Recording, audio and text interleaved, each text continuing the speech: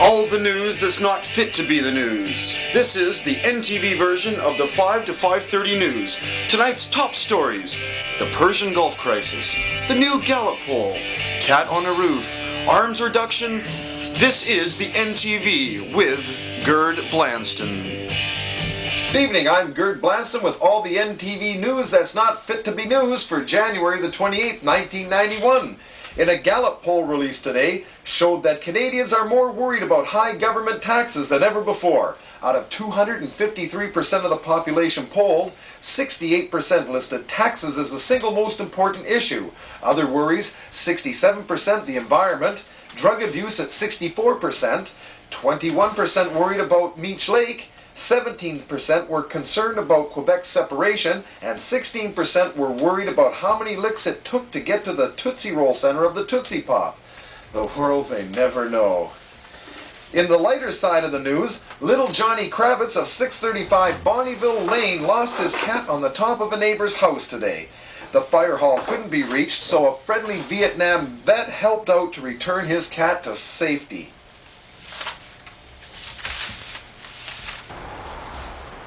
We're at 637 Bonnybrook Lane next door to Johnny Kravitz's house, and darkness is falling and time could be running out for his cat when... What's it? Get this guy. Come on, come with me.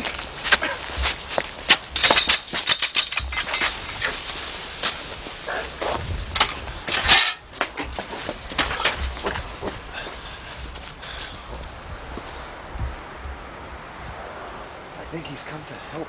A shot has been fired! He's got him!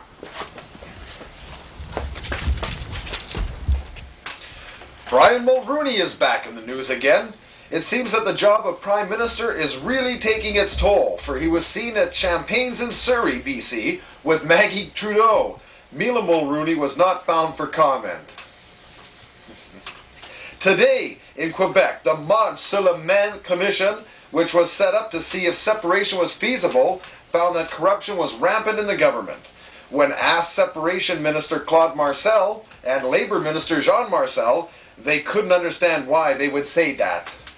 The CRTC, after a fight with the federal government, gave in to the GST. It seems that the new Canadian content scheme will be 63.5% of all the entertainment schedules. In downtown, a serial killer is running amok. Safeway, Save-On Foods, and Extra Foods don't understand why they have been pigeonholed for this crime.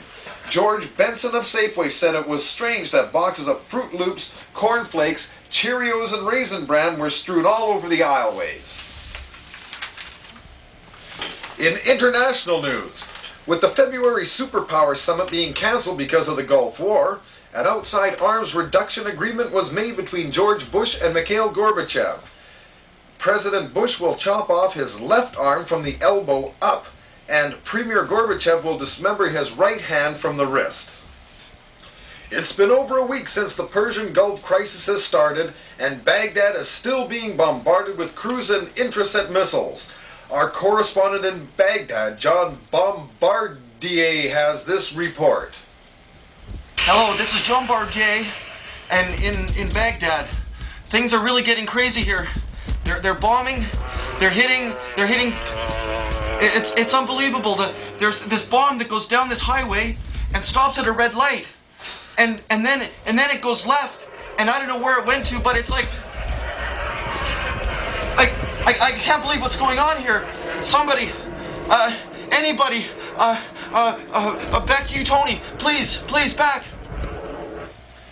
And that was one of the few clips to be released from Baghdad that was not censored by Iraqi officials. And my name's Gord, not Tony. In Tel Aviv today was hit again with another Scud missile attack. 6 of the missiles fired, 4 were picked out of the air by Patriot missiles. Here's our Tel Aviv What is that? Tel Aviv's correspondent, John Bombardier, with his report. Hello, this is John Bombardier from Tel Aviv. As you can see, things are really happening today. the Scud missiles have come in. I don't know where they are coming from. I believe they're coming from the west end of Iraq. That's what my sources say. Oh, it went down. I believe what they do is they have 3 siren alarms that come in. It's really crazy. The Scud missiles come out of the sky and come down. They seem to fly in a southerly towards the earth, and they go boom.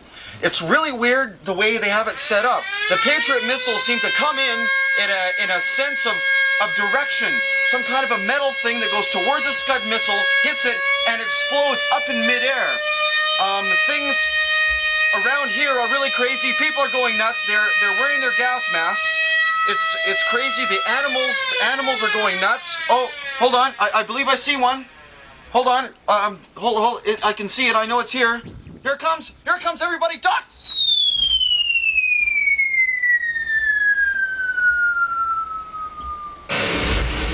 Oh my God! I believe it. I believe it hit the embassy. One of the embassies. I don't know, French Foreign Legion embassy or something like that. But anyways, we're gonna have to take it back to the back to coast, back to Gord. Gord, are you with me? John? It seems that we have some trouble with the transmission from Tel Aviv. Allied forces in Duran, Saudi Arabia were awakened this morning with stray Scud missiles. Here is our Saudi correspondent, John Brazier. John? Hello, this is John Babaji in Duran, Saudi Arabia. Things out here aren't as bad as they are, I'm sure, in Tel Aviv and Baghdad, where my other correspondents are at this moment. But in Saudi Arabia, some of the people are sort of semi-scared a little bit. We have one gentleman with us right here who happens to be meditating and praying at this moment. Can we ask you? Shh! I'm facing Mecca. He's facing Mecca. Mister, how do you feel about the recent rash of bombs hitting your town? It's not a good thing. It's not very nice at all. It's not very nice at all. How do you feel about American intervention and Americans being in this area? Goddamn Americans should stay at home and not come into my homeland. Should not come into their homeland. Thank you very much, sir. Don't take me, take Becca. Take us back to Gord, please. The desert is no place to be. The forces are having trouble in the desert with the sand which is like a fine silicate dust. Canadian forces are saying that $1 million will be spent on prophylactics. Prophylactics, better known as rubbers, condoms, balloons, cock socks, and woody covers, will be used to cover the ends of the rifles.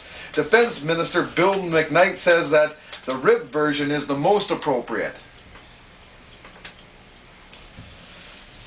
Well, the war in the Middle East has been going on for almost 10 days now, and if you're not tired of the massive television and media bombardment on your sets, I don't know what is enough. When will it all stop? When will it all end? It's like some sick Hollywood script acted out by a pair of actors. On one hand, we have a bozo running around in a cakey army suit, killing people. If he did that over here, we'd lock him up and throw him away in jail. On the other hand, we have the force from North America, the Allied, the coalition forces, going in to free a country. Siskel and Ebert would have a field day with this one. Oh, we have the forces of good against the forces of evil. What a theme. I'll tell you, it's just about enough to make me sick. You know, I'll tell you, this Hussein guy, you know, I think, you know, he needs to be straightened out. What he probably needs is just a good, well, I think the picture speaks for itself. And now for the weather with Wally Cleaver. Wally, what's in store for us today? Oh, not too much, I'd say, have to say, Gord. Things are really, really spoofy today. Yes, the weather, you can see. You have your highs, you have your lows, you have everything. Everything's on sale. Down here in Vancouver, everything's really crazy. You would not believe the amount of stupid people who walk out there in the rain and they're wearing raincoats. Why do they got to wear raincoats? I don't know. But anyways, you see, this thing here is a low. that means low. See, when these things are pointing down, that means low, and these things are pointing high. So that means high and low. When you get high and low, you get like stuff. Anyways, I remember this little story that I was told when I was a kid. See, this little boy in class, right? What happened was the teacher said, hey, little Billy, you know, why don't you come up to the wall and you can draw a picture, right? So the little kid went up there and he drew a little house like this, right? A little house, and he says, well, what's that? And the little kid says, oh, it's a little house. He goes, oh, that's great. He says, well, little Timmy, you come up. So Timmy looks at it, right? And he draws a little thing like this. He goes, what's that? And he goes, oh, that's a door of the house. He goes, oh, very good, Timmy. And then looks around, little Angie, come up here. Oh, well, you draw something. She goes, oh, that's okay, I'll do this, right? So he goes like this. He goes, well, what's that? He goes, oh, that's a sun on top of the house. He goes, oh, that's very good. Little Barbara, come up. So little Barbara walks up, she looks at it, she sort of looks at it, and she goes like this. She goes, well, what's that? Oh, that's Daddy picking up the soap in the morning. Thanks a lot, Gord. Give me a good man. That's enough. And now for the sports with Eugene Boll.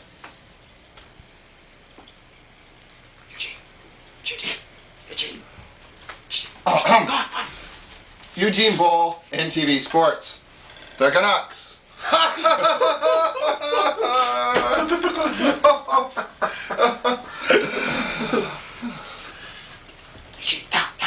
Second story.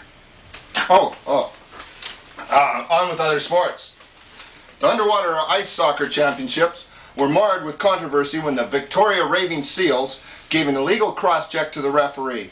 The UISL said the member will be barred from the sport until the uniform is dried. Next one. Cheating. Next. Super Bowl. Who really cares? You watched the Super Bowl? I didn't watch the Super Bowl. Oh, okay. And that's it with sports. This is Eugene Boll. Yeah, it is Eugene. And back to Gern, I guess.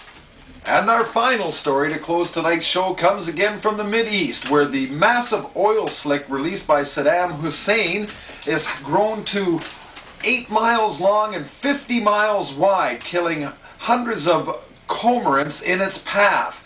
So far, over 20 cormorants have reported dead and 52 injured, with another 27 still missing. A spokesman from the cormorants could not be reached for comment.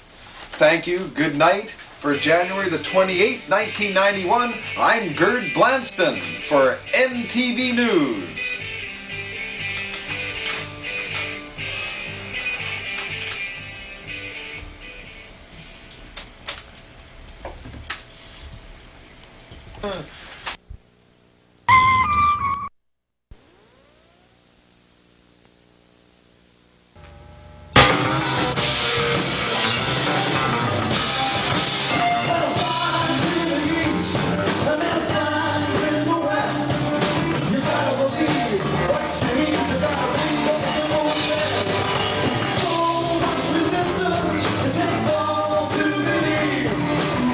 All of the know-how,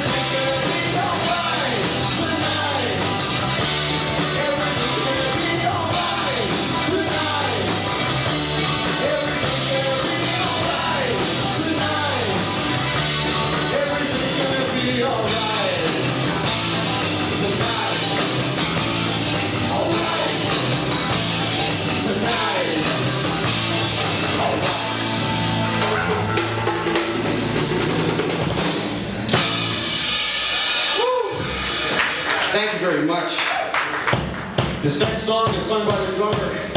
This is Living for Love.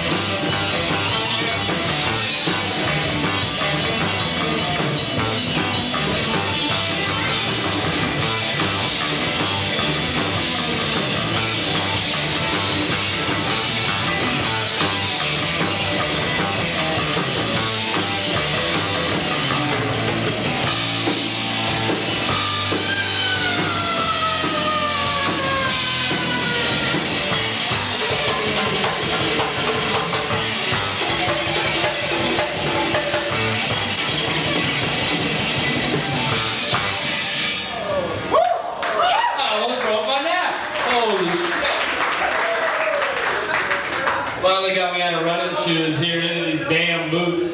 Hey, anybody want to hear a Surrey joke? You guys work from Surrey? Yeah! Okay, here we go. Anybody read the thing in the province last week about the guy from Surrey that won the 649? $5 million. Couldn't believe it. But he had to give it back. He was smart. He said it would ruin his UI.